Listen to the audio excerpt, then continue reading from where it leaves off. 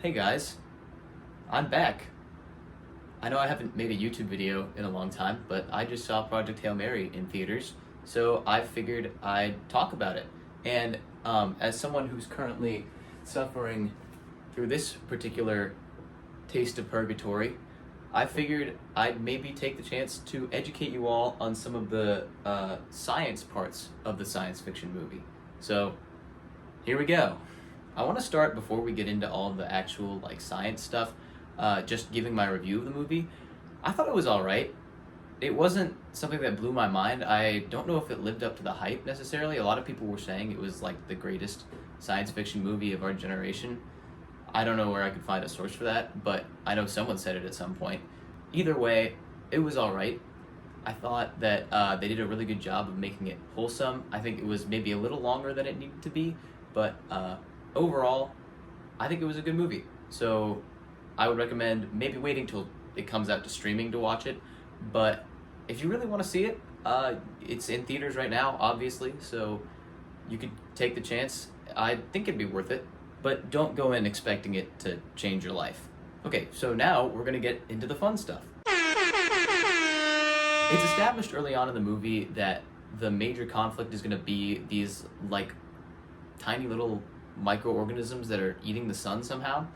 And I'm not going to dive in here, or maybe not till later, on how the biology of that would work, or how that would really work, because I'm in AP Physics, and I don't do that right now. So either way, we're going to start from that establishing premise. Now, the other crazy thing that they kind of just say and leave out there is that these things are genuinely the most energy-dense thing in the substance. And for me to prove that to you, I'm going to get out a whiteboard. Okay, I'm back, and I've got the whiteboard this time. So to put it simply, early on in the movie, they do a thing where they use the energy from, I think, a gram or less than of this sun-eating stuff in order to melt a full cubic meter of steel. And that is something that I don't think has ever been done in a lab before. So we're going to do the math. Now, there's a really simple formula for calculating the energy required to do something like that based on a couple things. So the formula goes delta E, so the change in energy, equals mc delta T. Now, what each of those stand for is your mass is M, your C is the specific heat of your material, in this case steel, and your delta T is the change in temperature. So now we fill those in.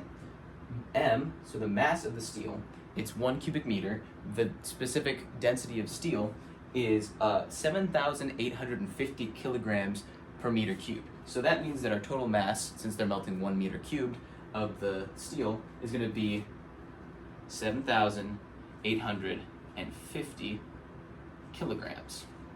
You see where I'm going with this. The specific heat of steel, or C, is equal to around, it depends on the steel you're using. I'm going to use the kind of middle of the road estimate, so 460 joules per kilogram times Kelvin. Don't worry about the units on this one. It's kind of weird.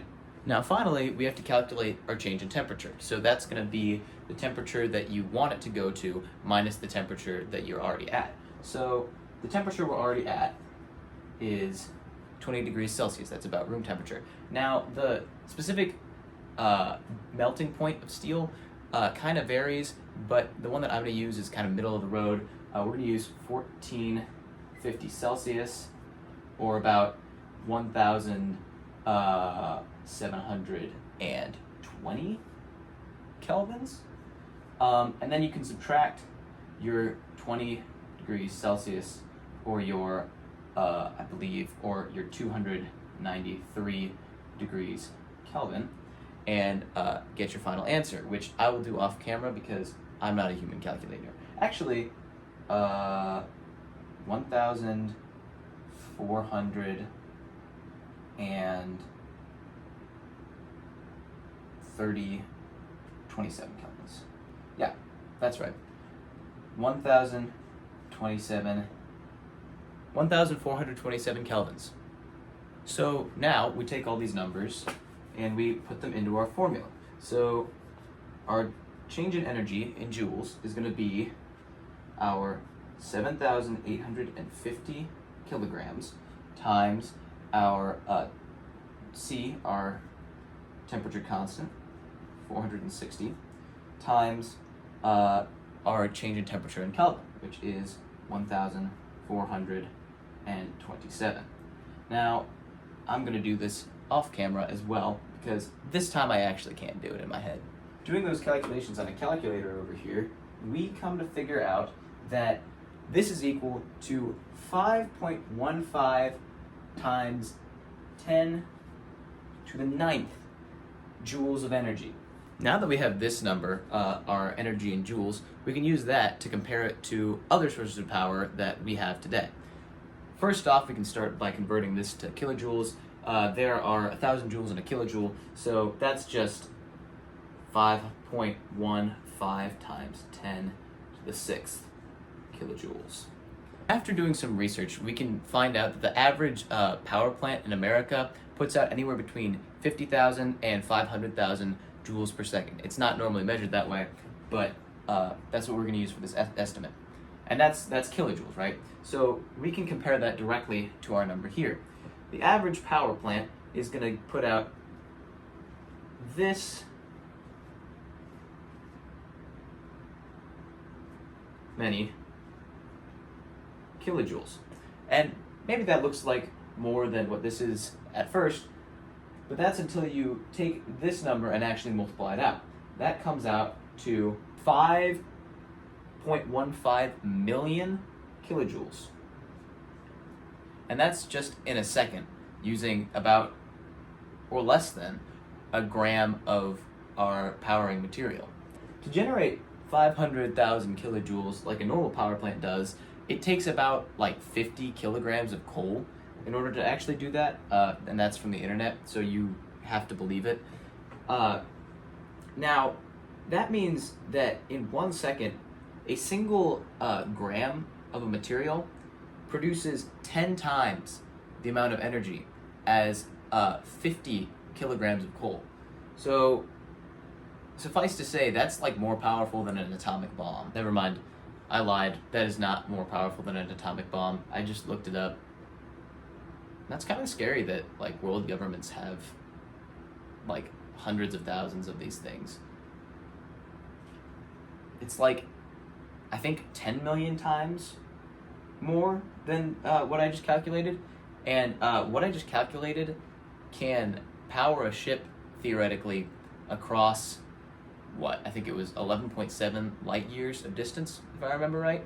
And that actually raises the question, why don't we just like drop atomic bombs behind spaceships to like actually power them? Well, actually, doing some further research, it turns out that this was something that the US tried in the 50s and 60s, which, you know, figures, I guess. But I guess maybe that's what they should have done in this movie. Yeah, so theoretically in this movie they could have just used an atomic bomb to do the exact same thing that they already did.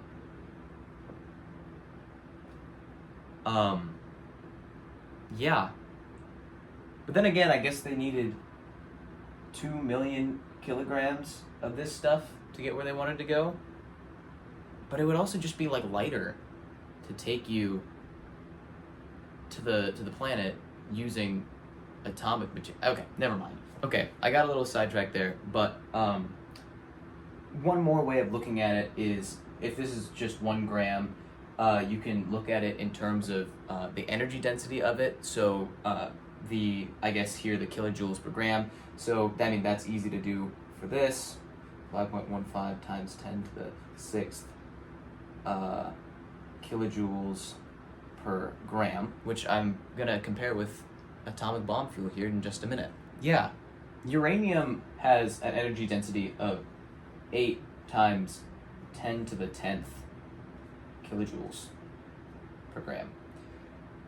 So why did we need this fuel in the first place? I love that doing the math on this is just kind of ruining the movie for me. Don't let me do that to you. You should still go see it. It's actually pretty decent. I think you'll enjoy it, and it does end up being wholesome. But I just wanted to do the math on it and see how that worked out as part of my review. Go see it. It's in theaters. It's pretty decent.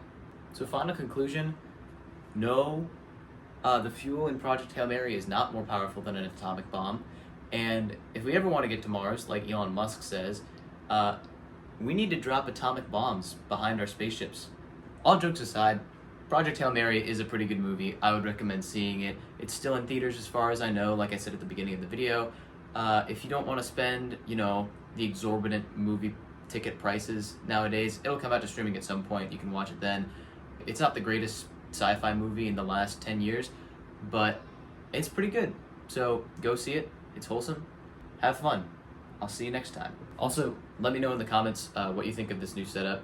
I'm currently filming on a board rubber banded to a vertical post for like a bunk bed. But I kind of like this background more than anything else I've done. So let me know what you think. See ya.